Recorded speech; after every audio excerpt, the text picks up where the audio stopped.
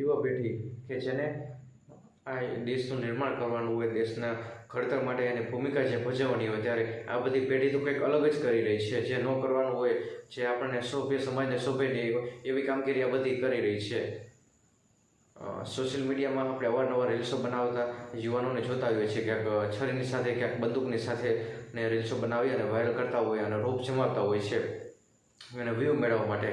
ને ત્યારે આવા બધા લોકોને પોલીસ કાયદાનું ભાન કરાવતી હોય છે, જેનો કિસ્સો મોરબીના હળવદમાં પણ સામે આવે છે. હળવદના શરણેશ્વર બગીચાની પાસે 2-3 જે યુવાનો હતા તે રીલ્સ બનાવી અને ચપ્પુની સાથે છરી દેખાવી અને રોપ જમાવવા માટે જેવી રીલ્સો બનાવતા હતા, જે સોશિયલ મીડિયામાં વાયરલ થઈ ગઈ અને પોલીસને ધ્યાને આવતા આ બંને જે ઈસમો છે એને કાયદાનું ભાન કરાવ્યું હતું અને એ બંને ઈસમોને જે પોલીસે કાયદાનો સ્વાદ ચખાડી દીધો અને જેનાથી બીજા અન્ય યુવાનો છે તે આવા બધા ખેલ ના કરે.